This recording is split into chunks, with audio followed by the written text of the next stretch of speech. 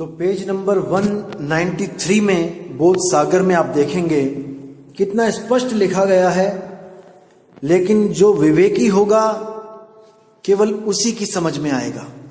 जो अविवेकी है वो केवल अक्षरों को पढ़ के झक मारते रह जाएंगे, उस सार को नहीं ग्रहण कर पाएंगे जो कबीर साहब बताना चाहते हैं, जो कबीर साहब समझाना चाहते हैं, उस चीज को ये लोग कभी नहीं समझ सकते।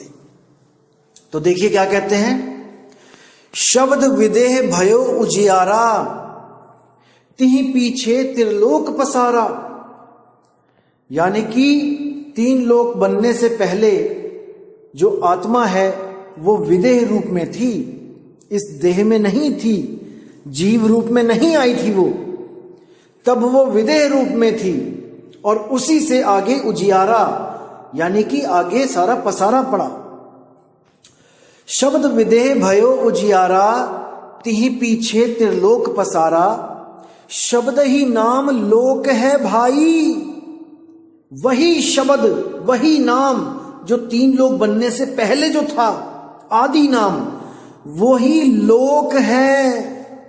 जैसे ये 3 लोक बना, उससे पहले जो शब्द था विदेह शब्द, वही चौथा लोक है भाई, समझो इसको। शब्द ही नाम लोक है भाई, नी अक्षर में रहे समाई। उसी नी अक्षर में वो सुरती समाई हुई थी इस 3 लोक का पसारा डालने से पहले, वही उसका लोक था। शब्द ही सुरती के लिए लोक था। अरे शब्द जो 3 लोक से पहले था उसी में सुरती रहती थी।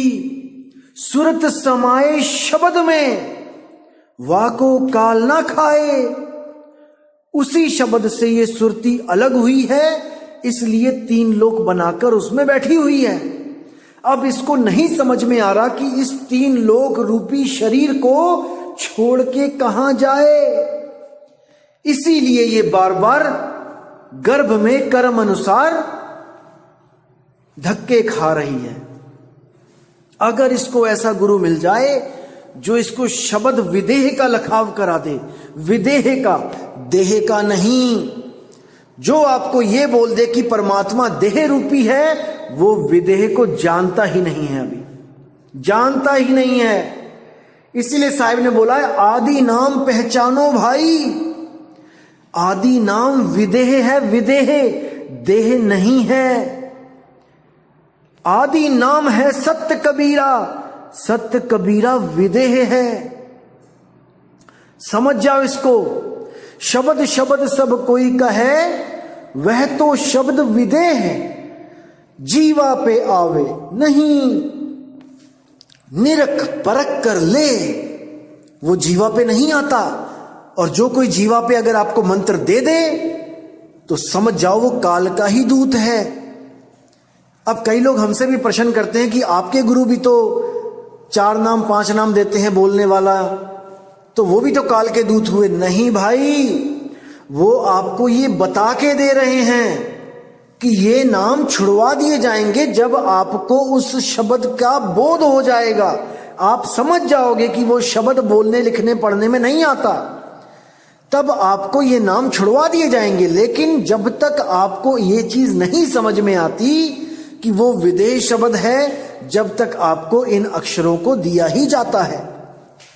क्योंकि कई भगत होते हैं जो कभी भक्ति से जिसका लेना देना ही नहीं है, सीधे मंदिरों से आ गए नाम लेने, या राम जी की पूजा करते हुए आ गए नाम लेने, कृष्ण जी की पूजा करते हुए आ गए नाम लेने। तो पहले उन्हें सतपुरुष उस सत्य शब्द के बारे में उससे प्रेम करवाने के लिए कुछ नाम दिए जाते हैं, ताकि उनके मुंह पे वो चीज रटे, उनको पता लगे कि हमने सत्य से प्रेम करना है, सत्य को पाना है। तभी तो वो उस चीज को खोजने के लिए तैयार होंगे, समझेंगे उन बातों को। तो क्या बोला है, शब्द ही नाम लोक है भाई, नी अक्षर में रहे समाई। नी अक्षर का परिचय होई। अब देखो यहां परिचय यानी पहचान। अब किसी से आपका परिचय करवाया जाता है तो पहचान करवाई जाती है, तो यहां नी अक्षर से पहचान करवाई जाएगी आपकी। नी अक्षर का परिचय होई, तब सतलोक पहुंचे है सोई। अब यहां सतलोक का मतलब कोई शहर नहीं है कि कोई बस्ती या गांव ऐसा सतलोक होगा, नहीं। ये नी अक्षर शब्द के लिए बोला गया है कि वो नी अक्षर शब्द जहां पे वो समाई हुई थी वो दोबारा वहीं समा जाएगी जब वो नी अक्षर का परिचय हो जाएगा। जीवत लोक बैठ पुनि जाई, सार शब्द में रह समाई। जीवत लोक बैठ पुनि जाई यानी जीते जी आप उस लोक में बैठ पुनि यानी दोबारा उस लोक में बैठ जाओगे जाके जीते जी। देखने में लगेगा कि आप तो यहां पे हो, आप तो 3 लोक में धक्के खा रहे हो, लेकिन आपकी सुरती उस शब्द में लीन होगी जो 3 लोक से परे है, जो चौथा लोक है। उस शब्द में, उस सार शब्द में आप समाये रहोगे। जब आप भक्ति करोगे तब वो अवस्था आपको जरूर प्राप्त होगी जीते जी। 1 दिन में 2 दिन का कहानी नहीं है ये, इसमें समय लगाना पड़ता है भाई। आगे कहते हैं अमर शब्द की होए चिन्हारी, अंबुदीप ताही बैठारी। जब उस अमर शब्द की चिन्हारी यानी चीन जाओगे आप उस अमर शब्द को, जिसको अजर शब्द, अमर शब्द, अकह शब्द कहा जाता है। ये जपना नहीं है। ऐसे गुरु मिलेंगे जो आपको जपवाने लग जाएंगे, आदि नाम, अजर नाम, अकह नाम, ये नाम, वो नाम। अरे भाई जपना नहीं है, उसको चीनना है। अमर शब्द की होए चिन्हारी, उसको चीनोगे जब, तब अंबु दीपता ही बैठारी। तब उस दीप में, उस सार शब्द रूपी अंबु दीप में वो हंस जाके बैठेगा। अंबु दीप लोक कर नामा, शोभा कहा कहो निज धामा। जब उस लोक में आप समाओगे, उस शब्द में आप समाओगे, उसकी शोभा वर्णित नहीं हो पाएगी। क्या कहूं उसकी शोभा। अवर्ण रूप वर्णो नहीं जाई। उसका रूप ऐसा है कि वो वर्ण कर ही नहीं सकता उसको वर्णित कोई। अवर्ण है वो, उसका तो अनुभव किया जा सकता है केवल। अवर्ण रूप वर्णो नहीं जाई, धर्मदास सुनियो चितलाई। षोडश भान हंस को रूपा, और पुरुष ही महिमा अमृत अनूपा। अब ये जहां पे षोडश भानु आता है, यहां पे कई लोग भ्रमित हो जाते हैं पढ़ के कि षोडश भानु यानी कि 16 सूरज जितनी रोशनी हो जाती है। बिल्कुल गलत दोस्तों, ये कोड वर्ड होते हैं, इनको समझना सबके बस की बात नहीं होता है, समझ जाओ। षोडश भानु का मतलब है कि 16 जो गुण हैं, जिसको 16 सुत कहा गया है, जिस सतपुरुष के उस आत्म रूप के 16 गुण जो बोले गए हैं, ये उसको वापस प्राप्त कर लेगा।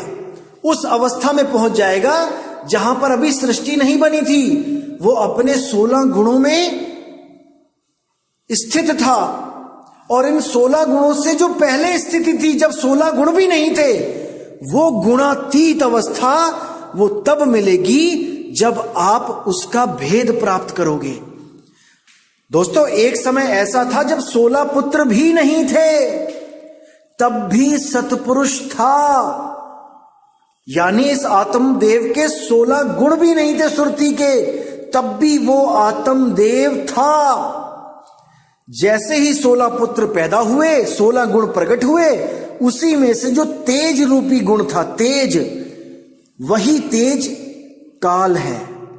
उसी को काल जानो। बाकी तो आप देखोगे कितने सुंदर गुण हैं, दया, अचिंत, क्षमा, सद्भाव, ये सब गुण हैं। लेकिन इन अज्ञानी गुरुओं ने इनको पुत्र बना के, जो कहानी कबीर साहब ने समझानी चाहिए धर्मदास जी को, उसको सत्य मानकर इन्होंने अपने अपने पंथ चला दिए कि 16 पुत्र थे परमात्मा के, उसमें उसकी खोपड़ी फाड़ दी, उसका सिर काट दिया, वहां से 5 तत्व लेके आ गए। अरे भाई, अरे उसका शरीर अगर परमात्मा ने शब्द का बनाया तो उसके सिर को कौन फोड़ सकता है? वहां पे भी अगर ये लट्ठम लट्ठा और ये सिर फोड़ना और ये दुख है तो भैया वहां पे भी नहीं रहना हमने। फिर तो वहां पे भी बंधन है कि उसका सिर फोड़ के ले आए 5 तत्व।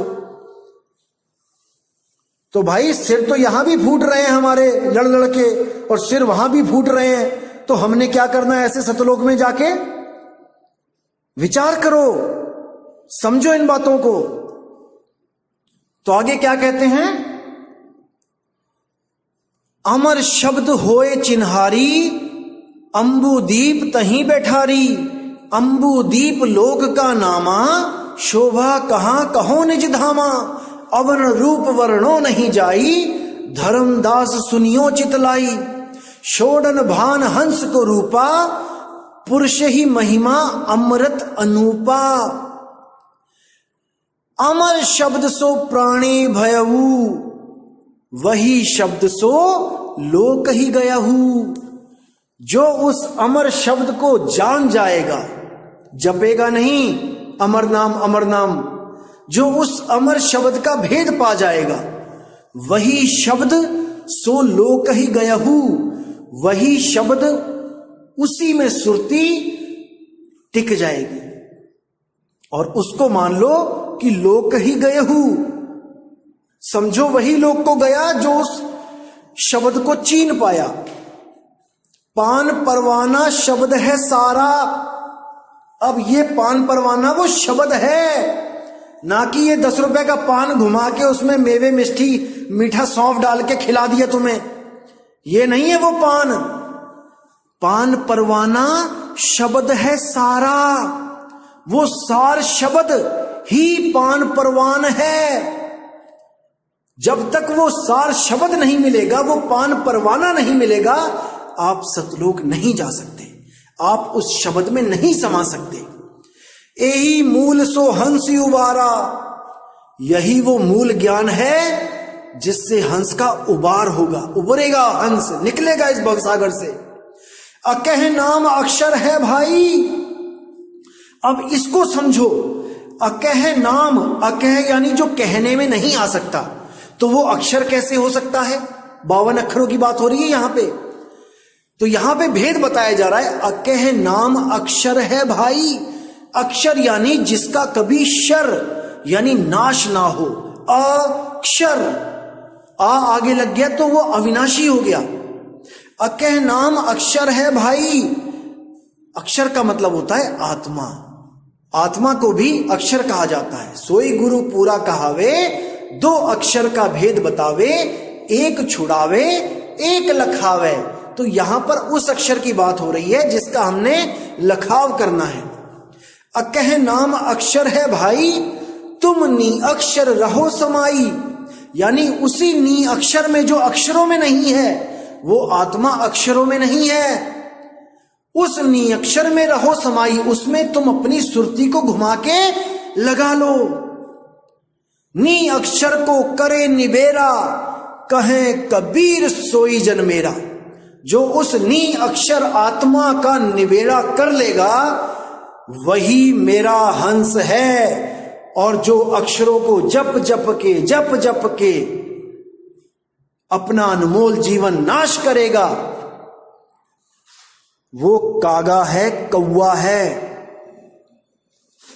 अरे जग में बहुत से काग हैं, कोई कोई हंस हमार।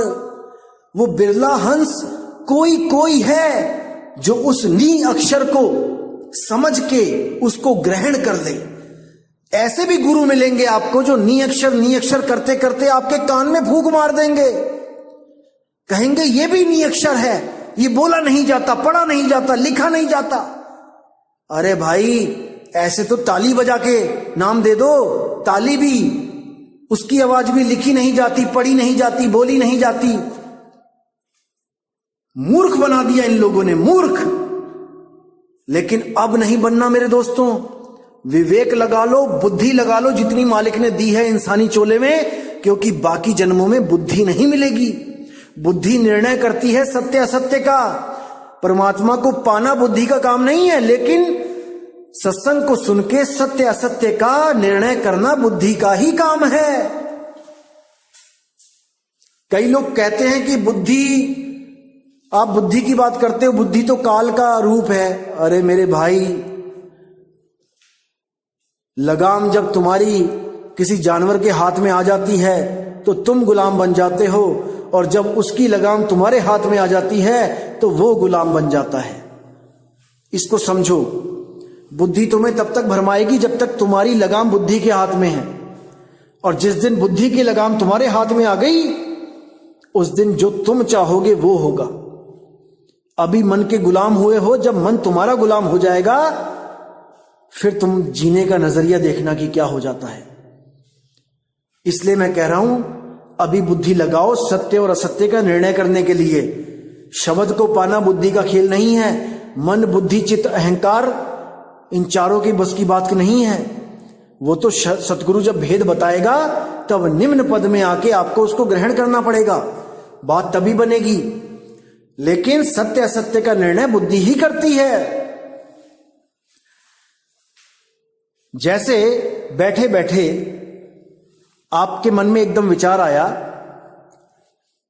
मन, बुद्धि, चित्त, अहंकार, इन चारों की मैं आपको क्रिया बताता हूं। बैठे बैठे एकदम मन में विचार आया कि चल शराब पीने चलते हैं। अब ये विचार किसने दिया? मन ने। मन ने अपना काम कर दिया और मन अपना काम करके अलग हो गया। उसने विचार डाला, कहां डाला? बुद्धि में। बुद्धि से ही सोचोगे ना, कुछ भी मन सोचेगा बुद्धि में ही आएगा ना। जैसे ही मन ने सोचा, बुद्धि ने कैच कर लिया उसको। अब बुद्धि वहां पे विवेक लगाएगी कि जाऊं कि ना जाऊं, सत्य असत्य का निर्णय करेगी। मन, बुद्धि ने कहा नहीं जाना, तो कहानी वहीं खत्म हो जाएगी। और बुद्धि ने कहा हां चलना है, तो अब बुद्धि का भी काम पूरा हो गया। अब आगे क्या बचा? मन, बुद्धि, चित्त। अब चित्त का क्या काम है? चित्त का काम है एकाग्रता। वो आपकी बुद्धि से एकाग्रता देखेगा कि कहां पे जाना है, दाएं जाऊं, बाएं जाऊं, उस गली में जाऊं, अगली गली में जाऊं। ये चीज, ये काम चित्त का है। चित्त ही घूमता है तीन लोक में।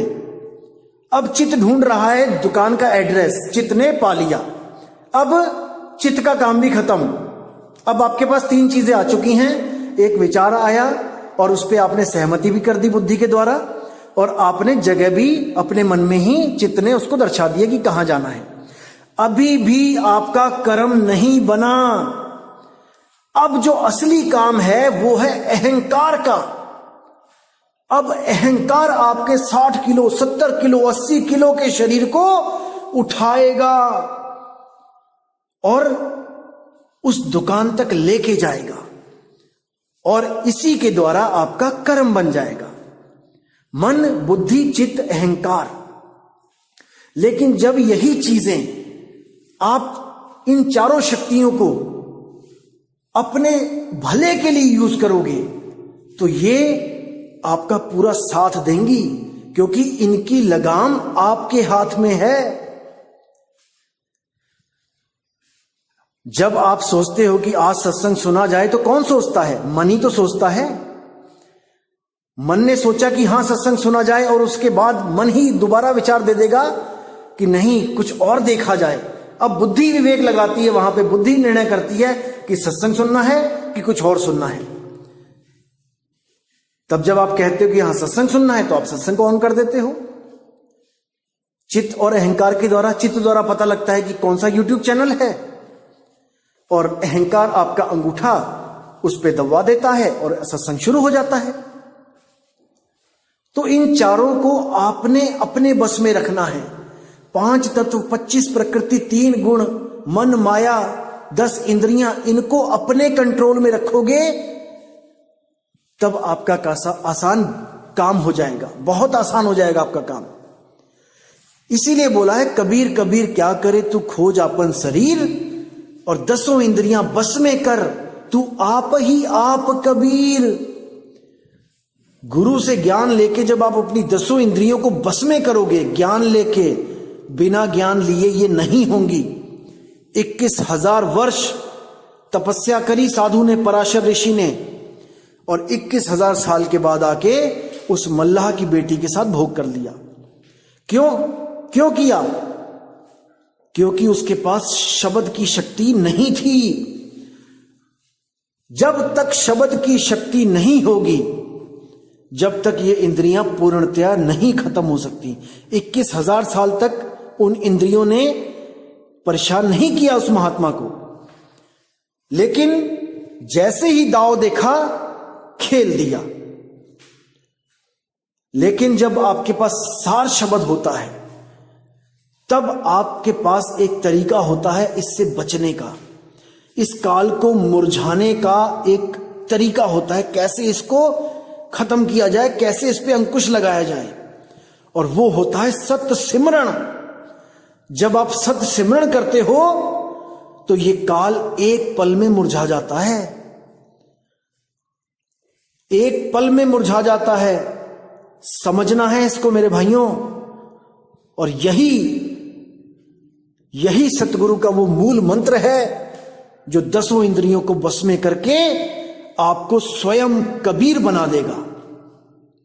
क्योंकि ऑलरेडी आप कबीर हो, लेकिन अभी अज्ञान में हो, कबीरा हो अभी आप। जब आप कबीरा से कबीर बन जाओगे, तब आपको किसी अन्य की कोई आवश्यकता नहीं रहेगी।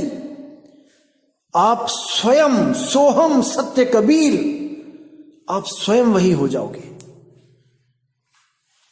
तो दोस्तों, इसी के साथ मैं ये सत्संग की समाप्त करता हूं, और उम्मीद करता हूं कि आदि नाम हम भाग सुनाया, मूर्ख जीव समझ नहीं पाया।